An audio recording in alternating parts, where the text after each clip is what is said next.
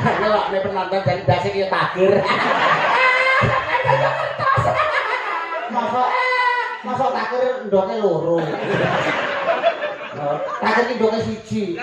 Lah ndokmu, ndokku loro. Oke. Loro episode kok. Oh, nek iso dikukur enak. Susu lho sampeyan. Rasa digawe wong kare jiwo ae. Ora susu ning mburi kae lho. Kok aku dimiki. Wis gede bareng jaluk mie. Pak Lurah. Apa? Enten kamar kosong. Betul.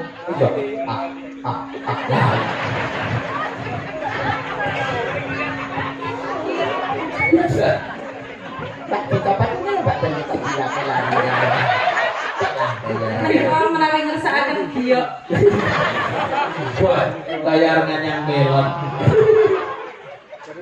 Upama ambune koyo ngene to. Lho, sapa kene cuma srebel unggono ing pangkonku kene ya. Iya kan, Mas. Tapi penengna yo, Mas. Ya. Wong sing paling rugi sak alam dunya ya Pak Yono. Lah kok iso? Lah bayar larang lho, ora iso mantu. Larang bayar iki larang. Ora iso mantu. Lah kowe, aku lho gak bayar. Iki kok. Dan ngono lho, lah sapa? Iki lho ndang cacek-cacek kok goblok ya lah. Iki ya. Kuwi aja mbok sing iki lho sebelah kene karo tekan kene. Seneng anu kok iso mulih sing piye? Ya sing kula sing kuatat. Yo aja ae kok iso. Beliau sing Mbak Sulis, Eva. Lah kan yo dirutoni terus kene kan yo kena. Pertama yo ngene kene sik terus sret. Tidak Mbak Sulis. Wah, Ranggono cacah wonten 6 nggih Mas. 6 menika tak itu. Kowe milih salah satu, salah siji sing mbok pilih sing dia coba. Pilih salah minggu Mbak Sulis. Tuduk.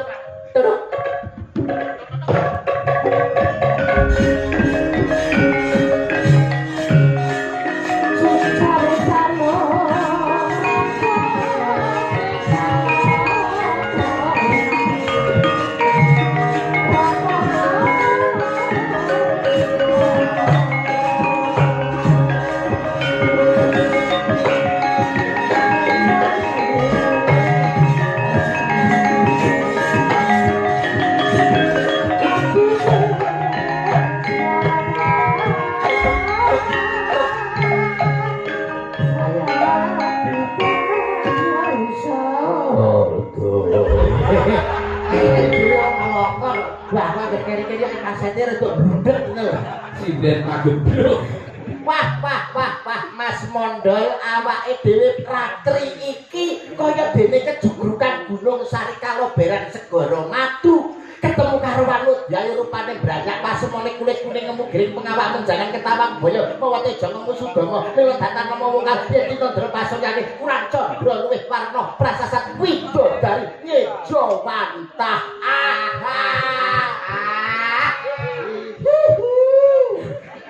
Apa iso kowe kaya aku mau? Nata basa lan lho. Dikira ora iso noprak kok. Lho, ayo coba lah nek iso. Jadi garwane wong akeh. Garwane kakang, mosok garwane wong akeh sapa ae. Ya Pak Yono barang kae. Ora. Garwane pun kakang. Garwane pun kakang ngono lho karepku. Yayi barpun kakang yayi. Iki sampean sebagai apa? Aku sebagai apa? Lho gawe lakon iki mau. Lho lakon jare sampean mau. Iki dari Sekar Taji, awakmu dadi Panji, tepak ora? Panji Asmara Bangun. Panji Asmara Bangunan, kuwi lho. Ranggongan. Datang, bangun. Panji Asmara Bangun iki blangkonmu mau kok terus gak enak. Lho karo cacah bentek.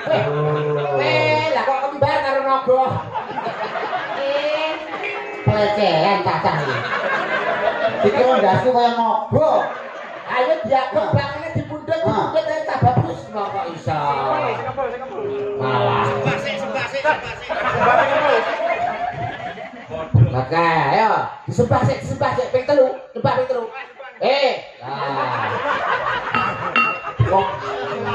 Kowe nek karo karo sing ngegoke kudu nyembah karo reca meneng ae. Reca meneng. Ya gem blakone sing apik. Sik nuwun sewu ben ora ngene sampe.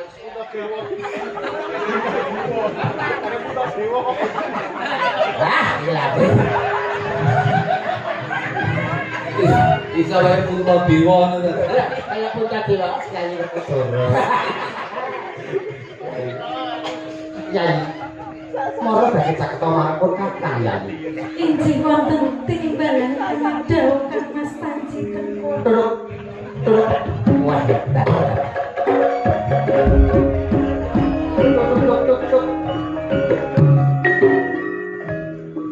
Cari mana? Tok.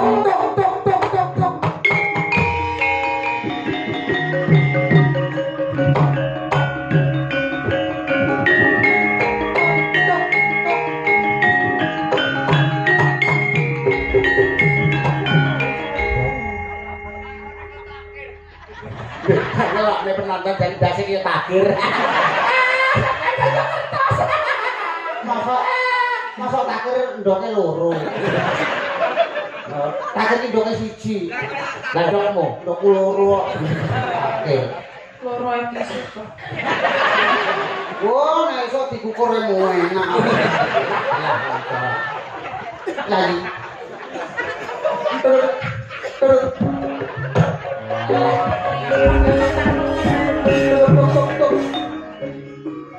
Gede, aku.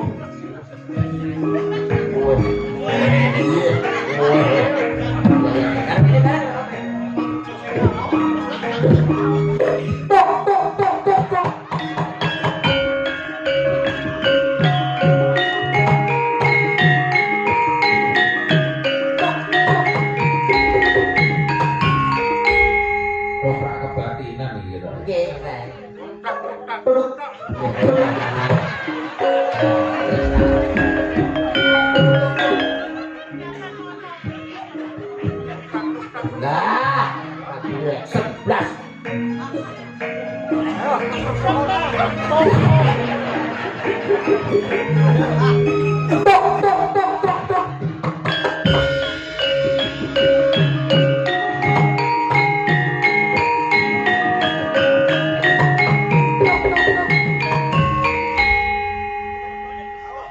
Pisangka sak tunggu cangkemmu kowe tak. Tak tuk nah. Obrak sewengi tatuk ae. Lah ngetuk ki enak. Menang tumu. Ayo ngomong digandrung. Gandrung sing apik. Ya. Injih Batang Mas. Batang itu pecah lagi. Ora pecah. Kakang Mas lho Batang Mas. Yo Kakang Mas nek ganteng-ganteng nek Kakang Mas lha iki lho kakange kaya batang. Ora batang. Calon batang. Bilangku milih gurin. Gurin sapa? Ha, ki. Padha bosoke. Padha promose. Ana ing sajroning taman Makapahlawan kene siramu bae. Taman Sari, Taman Sari, Makam Pahlawan mendebokmu. Ana ing sajroning Taman Sari kene siramu bakal tak gandring. Gandrung Dik. Siramu bakal tak gandrung, tak kumpul, tak senengke atimu ya ini. Injih Kang Mas. Alah, guyune kaya buta. Guyune ya sing halus ra ping 3 wae. Ngono. Yai. Injih Kang Mas. Ana ing sakjroning taman kene. Ya diutung. Siramu bakal tak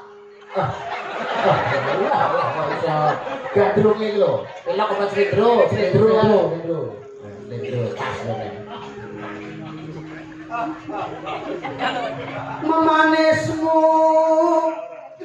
kang ujiwat. Alah. Semalah tekan loja-loji lho. Jola-joli. Memanismu hakmu ngono. Marai kowe. Ora. Den. Sing apik to Kang Mas. Ora tak damelke susu lho sampeyan. Rasa digake wong kare jiwa ae. Ora susu ning mburi kae lho. Kok ake dimiki. Wis gede bareng jaluk mie. Pak Lurah. Apa? Enten kamar kosong. Kok apa? Kanggo. Oh. Bang Indah. Manismu kanggo jiwa. Ya, pejan kaya nuntut wong picek malah. Gandengan sing apik ngono lho ibarate roman cara ketoprak Sabta Mandala Ngayogyakarta kaya dene Bu Marsita karo Mas Hidayat. Cara ketoprak Tulungagung siswa sedaya. Siswa budaya. Siswa budaya iki kaya kowe kaya Pak Kusyadi, kaya Ibu Siti Narsiam lho, gandrunge sing penak. Ngono kok ya sing penak iki piye lho. Ngene lho, Mas. Nah, digandeng Mbak Sulis. Nggih, Mas. Badhe tindak pundi? Badhe buah batang niki lho, Mas. Batangnya. Lah piye lho? Sulit gandeng model Sampeyan ngene ngene lho Mbak kudune sampean loroi. Mas Yuda badhe tindak pundi ngoten. Nggih, Mas Yuda badhe tindak pundi, Mas? Niki lho nyontekne bae niki. Sing batang sing penyakit mlumpuk dadi siji nang kene. Yo wis sing apik, sing Apik, sing apik iya. Agawe runcite gale gale ngono kok gale marai ora aku lho sapal gale lah gale ya nanti le ora melu ya gale lara apa lara tipes lara apa lara apa iso lara kira lara lara apa kang si nedya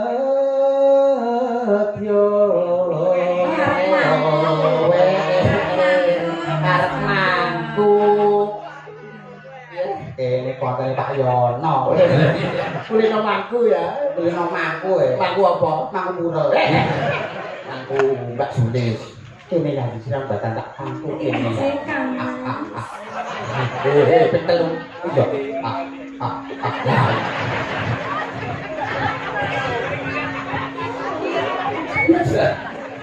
Mbak dikapan Mbak ben tak dilakoni Menika menawi ngersakaken giok.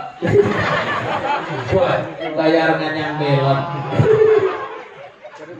Upama ambune koyo ngene to. Lho saka kene cuma srebel. Kowe apa bar mangan solar ku. Masuk mambu ya? Iya. Kowe mangan apa? Mbok kok ayo sikat. Upama mundut to Rokmi.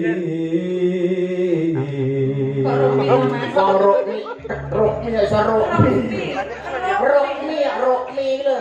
Kok banyak kali. Tapi kan muni apa? Rokmi. Nah, Rokmi apa, Mak? Rok apa? Rokmi. Manone beda ya. Tartamtu tak ruti.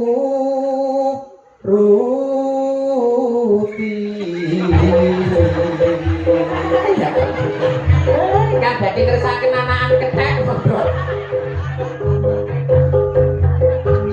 Aku ki lho tuntunan gandengen malah dadi munyuk. Malah mbok umbulne padha karo gandeng nyuk. Gini lah. Ya. Kene ya iki. Lungguh ing pangkonku kene ya iki. Iya kan, Mas. Tapi penenang ya, Mas. Ya. Wong sing paling kuwi sak alam dunya ya Pak Yono. Lah kok iso? Lah bayar larang lho, ora iso mantu. Larang bayar iki larang. Ora iso mantu. Lah kowe, aku lho gak bayar. iki kok. Gedhe Kyai. Ibarat wong numpak susu. Prau. Aku malah latah lho. Lah kok iso? Angger sing tak ngerti opo ning sampe kocak lho. Lah iki tuh ngerti apa? Ngerti kono lho kok. Apa kono ya apa? Susu. Kok iso? Nah, iku dibilang susu. Ono ben ketara to. Susu. Padha susune. Ayo upama mundur to prau ing lumampah tanpa welah